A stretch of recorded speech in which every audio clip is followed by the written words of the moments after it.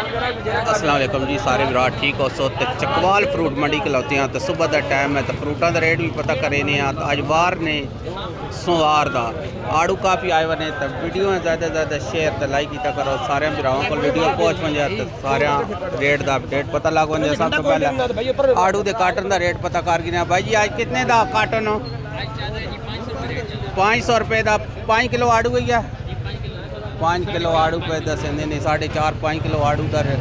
आड़ू काफ़ी मंडी च आए बने खरबूजा भी आए बने काफ़ी खरबूजा लगा पे ने गड्डी चो रेट भी पता कर गिने क्या पे चलता खरबूजे का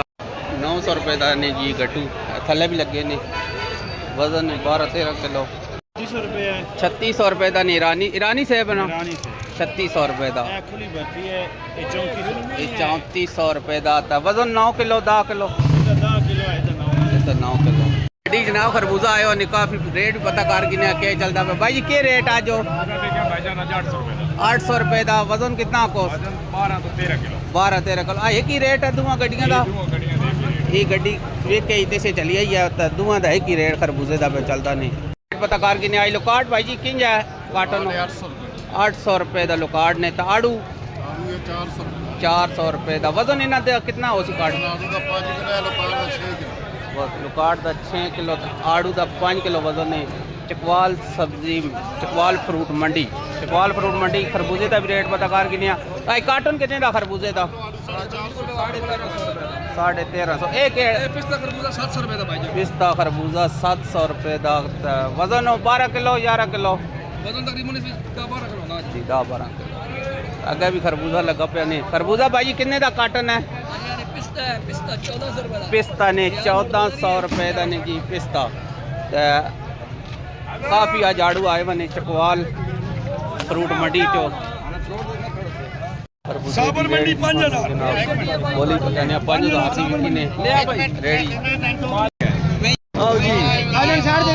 रेडी तो भी रेट पता कर गिने क्या पे चलता है क्या रेट है दवाने का 300 का ये दाना ने जनाब 250 का ये ने 150 का 200 रुपये का वजन कितना कितना हो सी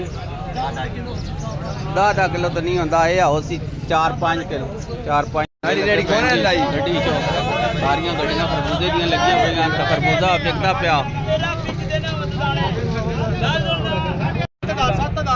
7,000 है नी बाबा 7,000 रुपये 65 खरीए 65 करूं 65 की रेडी बिकी ने रेडी देखो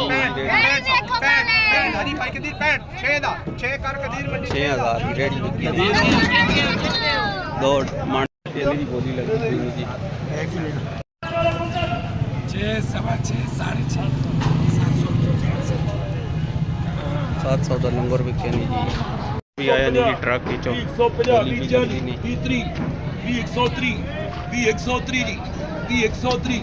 130 करो जी अली 130 दाने 130 रुपए दाना बिके नहीं 150 जी 150 अली भाई पीछे देखो 150 40 30 130 अली करो जी 130 बिके नहीं जी बोली का खरबूजा भी आए बने जी गड्डी पूछ रहे बड़े तोड़े खरबूजे दे भाई कितने का बड़ा तोड़ा आज 1500 रुपये का वजन कितना 22 किलो वजन है जी खैर इमरान चकवाल फ्रूट मंडी तो इजाज़त दो जी अल्लाह।